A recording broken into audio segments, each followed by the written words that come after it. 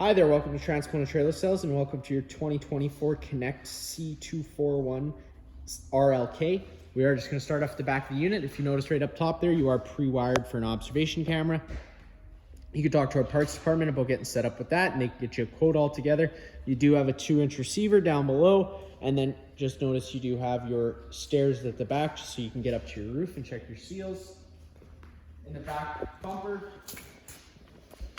pulling this cap off, that's where you're going to find your sewer hose. Once fully extended, it is about 20 feet long. Just take a note of those 2 ears there. Those are going to be the same 2 ears that hook up to your sewer outlet. We do just keep this stored in the back bumper just to keep some of the smell away from the unit, and these caps do just press into place.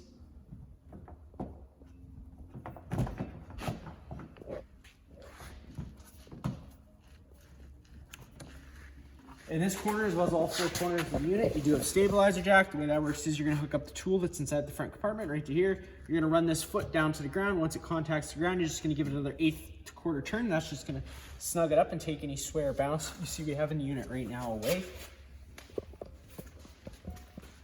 Go further ahead here, you do just have your main sewer outlet. Works pretty simply. You're just giving that guy a twist, it pops right off. Take those ears there, it's the same ears that were on your sewer hose, and they just line up with these notches here. You're just pressing that into place, giving it that another turn just to lock it in.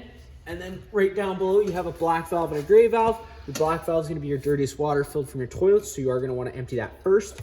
And then you have your gray valve, which is going to be your typically a little bit cleaner water filled from your showers and your sinks. And you're going to want to empty that last just to try and rinse that hose out a little bit. And then you do have your 2 low point drains. The way those work is you're just going to crack that open and it's just going to empty out any water that's still inside the lines out. And then you do just have your fresh tank drain right here as well. That's going to drain your fresh water tank.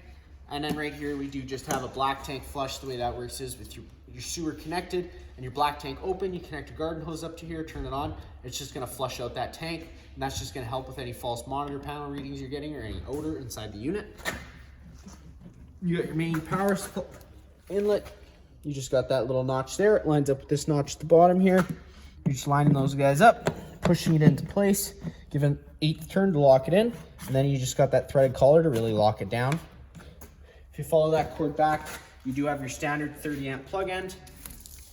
Most campsites should have this and you're able to plug right on in, but we do also include a 15 amp park adapter in case you want to run the fridge at home or your site doesn't have 30 amp service. Just keeping in mind you're going down to 15 amps of power.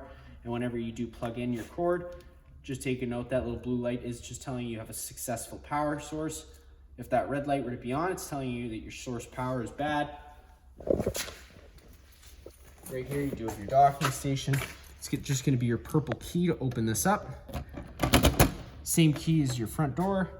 Opening that up, you do got this little valve here. If you notice here, it does tell you what that does. So with it pointed down like so, you're on filling your fresh tank. If you were to turn that up like that, you'd be running off city water. City water is just, if you're out of state with service, you thread a garden hose into here, turn it on, it's gonna pressurize all your lines without the needing to run your water pump. And with it down below, it's gonna be running off that water pump. This is just the connection. So whether that's like so, you're gonna be filling that tank whenever you turn on the garden hose. And with it like that, you're just on city water. You have your exterior shower, which you do include this quick connect hose, as well as this little garden hose end.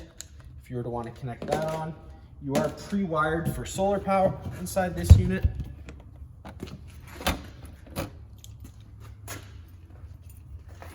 Also inside here, right here, if you take these 2 screws out, you got one at the bottom, one at the top. If you pop those guys out, that false panel is going to pull back, and it's going to give you access to your water pump for your winterization. The front of the unit, you got your battery box. Right in front of that battery box is your battery disconnect. With the battery disconnect switch on, the batteries are connected to the unit. With the battery disconnect switch off, the batteries become disconnected from the unit. Underneath this cover here is just your 2 propane tanks. Pulling those 2 knobs off, you flip this back, and you can get most of what you've done, most of what you have to do right from up top. But for the purpose of this video, I will just pull this guy right off.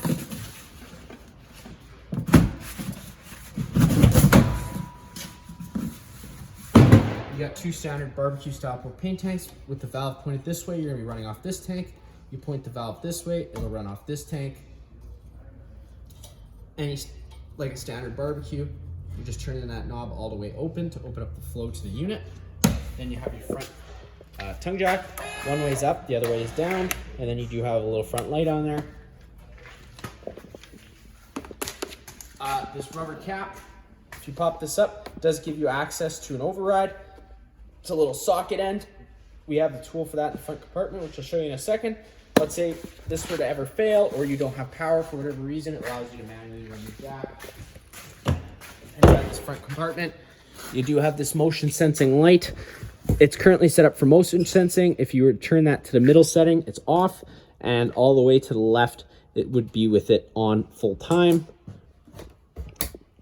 And then this little switch here does do the accent light at the front of the unit.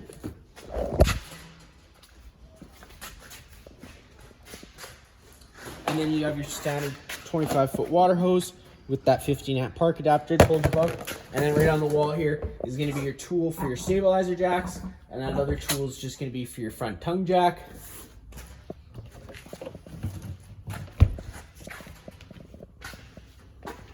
Further down the unit, you do have a leash latch. You have your cable satellite outlet as well as 110 plug. This is going to be your refrigerator service port. Not much you have to worry about there. And then you do just have your hot water port here. Opening that guy up, you do have your main power switch. So if you turn that off, it is going to turn that system completely off. You won't be able to turn it on inside. You do have your pressure relief valve right here. And then this little brass fitting here, if you unscrew that, that is just the drain for the hot water tank. To get that in place, you're just twisting that, pushing that down, it locks into place. Right up top here, you're gonna notice this is just for your range hood above your stove. Whenever you get to your campsite, you're gonna wanna open that up so it is actually evacuating the fumes. And whenever you're traveling, just locking it into place. That way you don't get any extra dust inside the unit. Right down, just notice this little silver port here. It's going to be your furnace exhaust. Whenever your furnace is running, this is going to be putting out hot air. And then you do just have your rear outdoor kitchen. You got your mini fridge, which does only run on shore power. And then if you slide this back, this is going to be your little exterior grill. The plate for that is down just down below, and then you do have the quick connect hose. The way that's going to work is you just line that hose with this, pull the collar back, push it into place, wait till you hear that click, it's locked into place, keeping that valve closed just for now. And then you can come on this side here, undo the dust cap, pop it into this quick connect. It's locked into place. Opening this valve opens up the flow of propane to the unit. Whenever you do have this valve open, it won't allow you to disconnect it, so you do have to turn it off to disconnect it.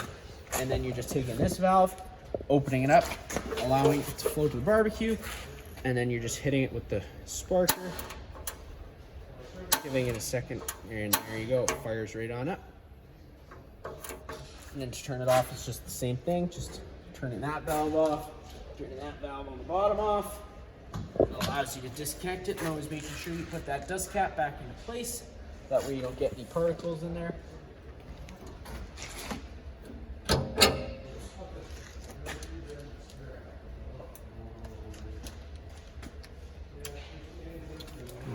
Store that on here for your convenience.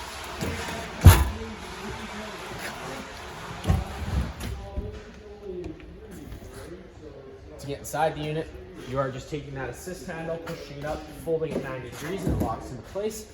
And then you can just take the door, open that up. It's going to give you access to these stairs. Now to get these stairs open, you do have to have the door fully open. Pulling that safety latch will allow the stairs to fold down. Now just taking note of these two knobs here. If you pull them, it'll allow you to adjust the feet to your campsite so you've got nice level stairs.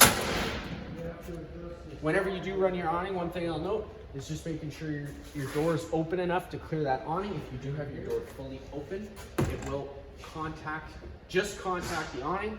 So just to avoid any damages, just always make sure it's that little bit open. Taking a step on inside, first thing you're gonna notice down on your left is just your fire extinguisher. It's gonna be just like home. Pull the pin and shoot.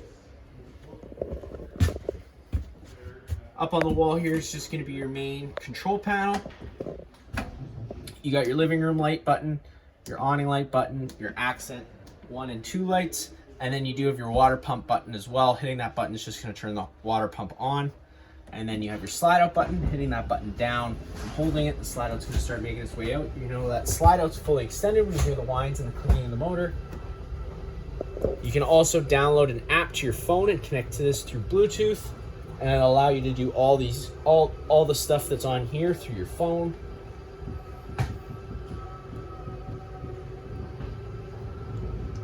So there you go, you heard the motors wind up and the clicking. And then you also do just have your awning button. Hitting that button extend, that awning's gonna make its way out. You know that awning's fully extended when you see the back of the metal tube and the little flap hang down. Unfortunately, due to space, we might not be able to fully get it open today.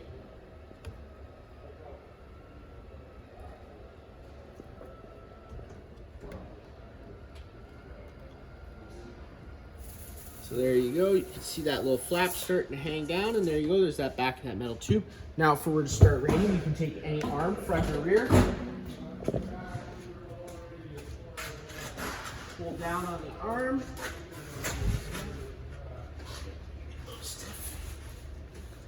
Pulling down on that arm, it then changes the pitch of the awning head, allowing water to then run off. Now if you like that better, you can do the same thing with the front arm, and it's gonna allow for more shade underneath. Just always making sure you push those arms back to straight before you bring in your awning. That way you don't run the risk of bending anything.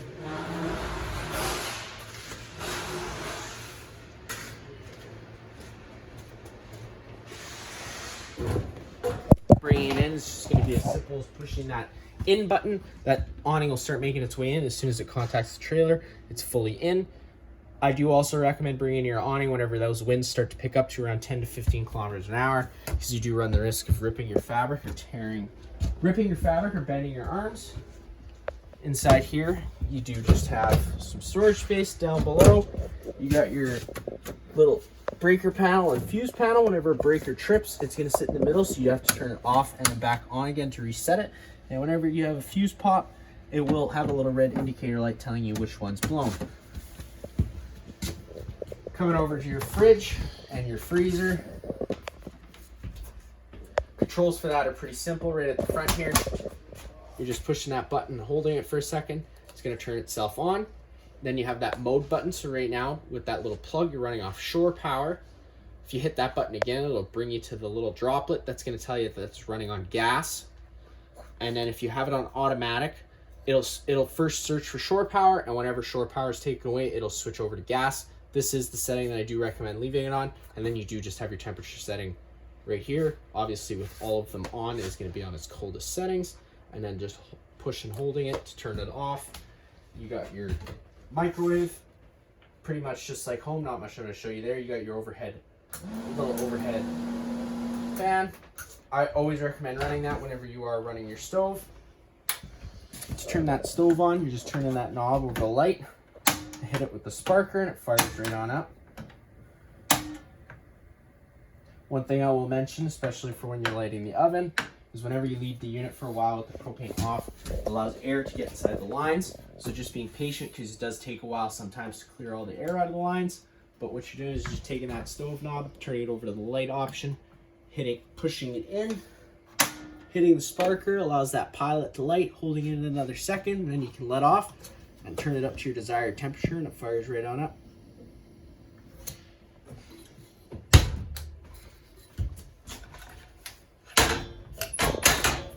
And you do have your sink with hot and cold water.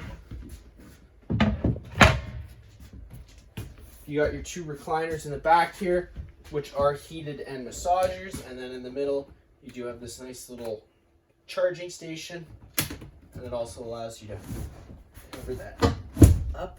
Thought you could cover it up. All the blinds in the unit do work the same way. You're just taking those you're just taking that blind, pulling it down, and it'll sit where you leave it. and then just giving it one quick tug, and then it'll come back up. This back window is also a fire exit. In your dinette area, you can't turn this into a bed. You're just having to pull these bottom legs out, sit that tabletop in the ledge right there, take your back cushions and fill in the center. Again, you do have another fire exit here as well. You're just pulling those handles and unlocking them. And that just allows you to push that window and you can hop on out, and then to close it, it's just the opposite.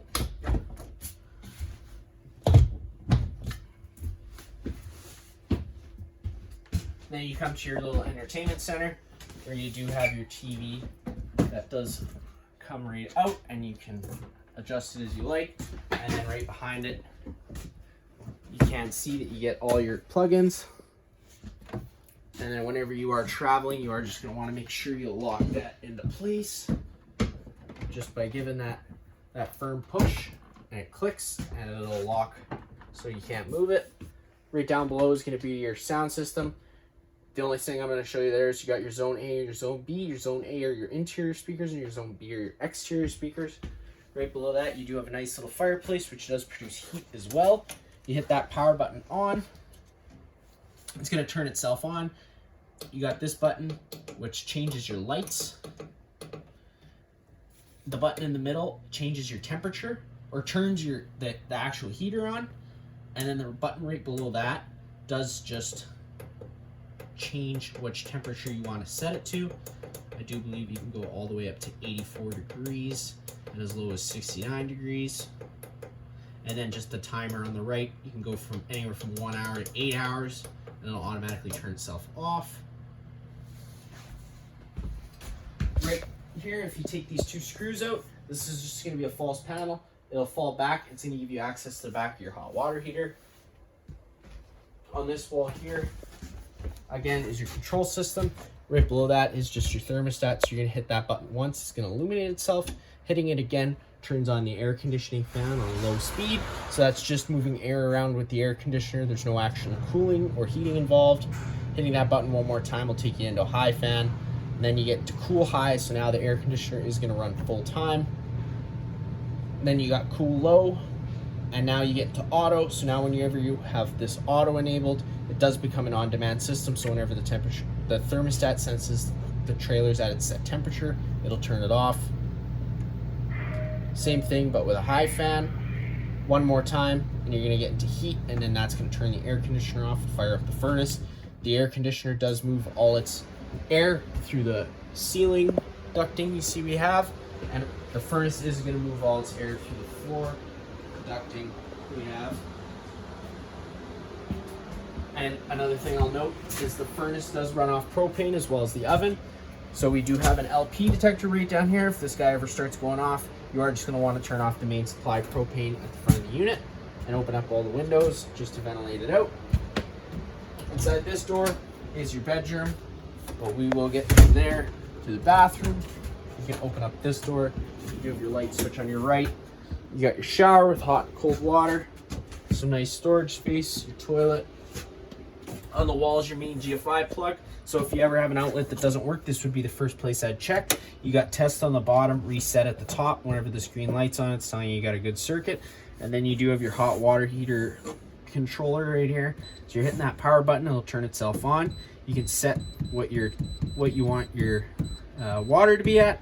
And then you do just have your different, whether you want it in Fahrenheit or Celsius. And then just that power button again to turn it off. Then we come into the bedroom, light switch on the right. Again, blinds all do kind of work the same way. They just kind of sit where you leave them, and then one pull to bring them up. You got your bed, which does have some storage space underneath. Fire exit on the left, that works pretty simple. You just take this tab, give it a pull, that's gonna pop right out. And you can take this handle and just go on out. You do have a TV backer inside the bedroom area here. That's just right here. And then you are pre-wired for Wi-Fi, and you do have cable satellites inlets here as well. And this is the switch for the antenna on the roof. Whenever you do have this on, it's also improving radio frequency. So I do recommend just leaving that on. And then right above your head, this is a different style vent lid. You do just have to pull down on it, and that allows you to change where you want it. Just always making sure you pull down to unlock it. And you do have a fantastic fan in the bathroom where you're just hitting that power button, it'll automatically pop itself up and turn on. You can get one of these installed in the bedroom as well. You just have to talk to our parts department about getting a quote for that. And again, just hitting that power button one more time will bring it down. And then you have your different options you can adjust as well. That's going to be it for this unit here. If you have any other questions, feel free to give us a call.